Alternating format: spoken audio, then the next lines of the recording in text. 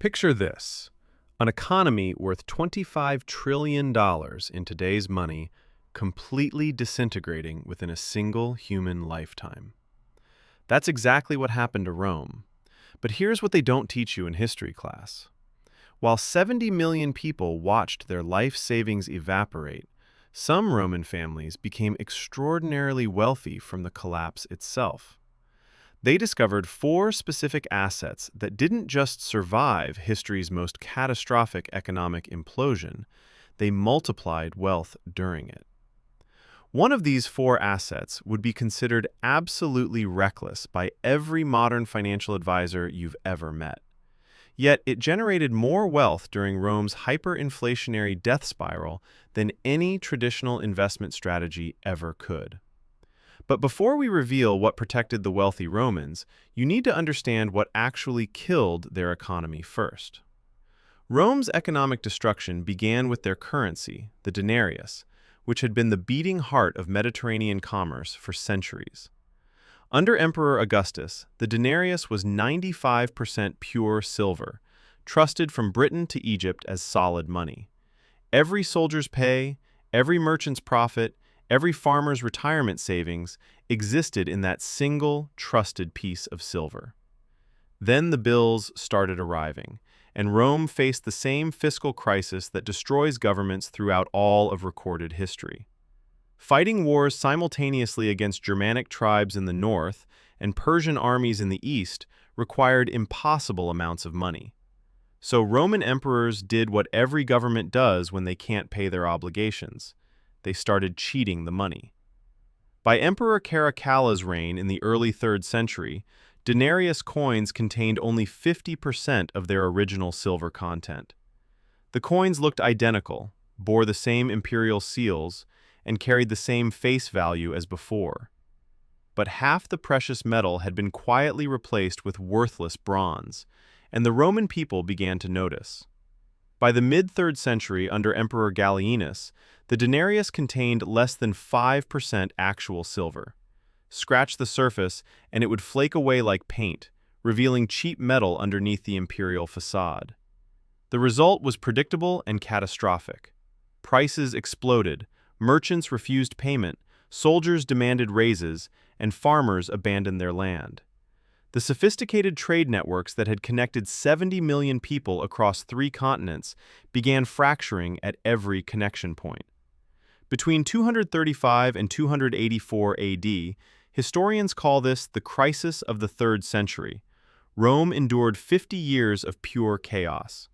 Nearly 50 emperors ruled during this period, most murdered within months of taking power as the empire disintegrated. Military collapse, plague, civil war, and economic implosion happened simultaneously, like a perfect storm of civilizational destruction. Against this backdrop of total systemic failure, only 4 assets maintained or increased their real purchasing power. Asset number 1, the right kind of gold. And this is where most people get the story completely wrong. Everyone knows gold survived Rome's fall, but the version of that story people hear is dangerously incomplete. When Emperor Constantine consolidated power in 312 AD, he performed what amounted to monetary surgery on the dying empire. He introduced the solidus, a gold coin of 24-karat purity and precisely 4.5 grams, with zero political manipulation. This wasn't just a new coin, it was a declaration of war against the monetary destruction rotting the empire from within. The market response was immediate. Merchants who had been bartering with grain and silk suddenly had reliable money again. The solidus became the currency of serious business, used by the wealthy and internationally connected for 7 centuries. A Roman senator holding debased denarii in 300 AD was financially destroyed by 360 AD, his savings worthless. The same senator who converted to verified gold maintained his wealth through the worst economic collapse in human history. But here's the critical detail historians usually miss. Not all gold was equal during Rome's monetary chaos. The black market was flooded with clipped coins, diluted bars, and outright fraudulent gold that couldn't be trusted. The Romans who survived held gold that could be independently verified, weighed, and tested without institutional guarantees. They demanded payment in aurum, pure gold by weight, not in any specific coin that politicians could manipulate. Asset number 2, debt. And this is the one nobody talks about because it sounds completely insane. During Rome's hyperinflation, being a debtor became one of the most profitable positions you could possibly hold. Here's exactly how this wealth transfer mechanism worked in mathematical detail that will shock you. A Roman landowner borrows 100,000 denarii in 200 AD to buy a productive agricultural estate outside the city. At that time, 100,000 denarii represented genuine wealth, enough to support a family for multiple generations. By 280 AD, after decades of currency debasement, 100,000 denarii bought approximately 3 sacks of grain. But the loan contract still said 100,000 denarii, and 100,000 denarii is exactly what got repaid. The borrower repaid his massive loan in money that was essentially worthless while keeping the valuable land forever. The lender who had extended credit in good silver received back bronze tokens with a pathetic silver wash. This wasn't an accident. It was systematic wealth transfer from creditors to debtors across the entire empire. Every fixed debt obligation denominated in denarii became progressively cheaper to repay as the currency collapsed underneath it. Roman historians document this pattern throughout the senatorial class. Those with leveraged landholdings became extraordinarily wealthy. By the late 3rd century, they held enormous real assets while their debt obligations had been inflated away to nothing. Asset number 3, the self-sufficient estate. But this is more sophisticated than simple land ownership. Land alone didn't save you. This is the critical distinction that simplified versions of this story completely miss. Rome at its height was deeply interconnected. Spanish olive oil shipped to Britain, Egyptian grain feeding the capital. When this sophisticated trade network fractured, it fractured completely and permanently, stranding dependent landowners. A landowner growing cash crops for export found his markets vanished and his specialized farmland suddenly worthless. The estates that survived were built on entirely different logic, complete self-sufficiency within their own boundaries. The functional Roman villa produced grain, vegetables, meat, timber, wool, leather, and basic metalwork internally. They maintained their own smiths, carpenters, physicians, potters, and textile workers within the estate walls. When the trade networks connecting the empire contracted and snapped, these self-sufficient estates didn't need them. Archaeological evidence shows these villa estates actually expanded their self-sufficiency infrastructure during the economic contraction. They added industrial workshops, enlarged grain storage, and diversified agricultural output as the empire contracted around them. These were deliberate strategic decisions made by people who understood that complexity was becoming a fatal liability. But the villa story has another dimension. These estates became centers of local political authority as the state withdrew. When Roman tax collectors stopped appearing and legions disbanded, villa owners filled the vacuum with private governance. They provided physical security, stable food supply, and reliable employment when no other institutions functioned. The social relationships that crystallized around these estates became the template for medieval feudalism itself. These weren't just survivors of collapse, they became the structural foundation of the next political order entirely. Asset number 4, the irreplaceable skill. And this reveals the sorting mechanism every economic collapse applies without mercy. Your degree doesn't matter, your title doesn't matter, the institution that validated your expertise doesn't matter. When the framework that gave credentials their exchange value collapses, the credentials collapse with them. Only 2 categories of human capability maintain exchange value when currencies fail and supply chains dissolve completely.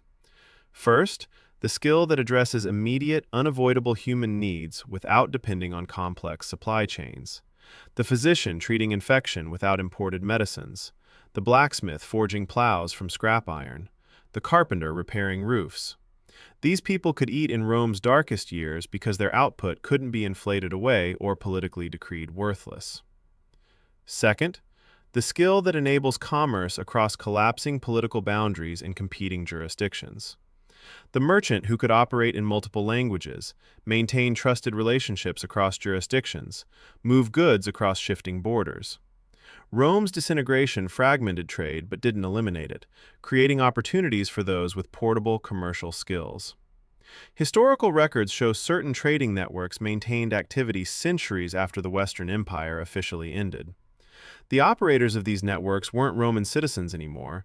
They were traders with skills and trusted currency. The Roman state dissolved around them, but their economic function continued operating independently of political authority.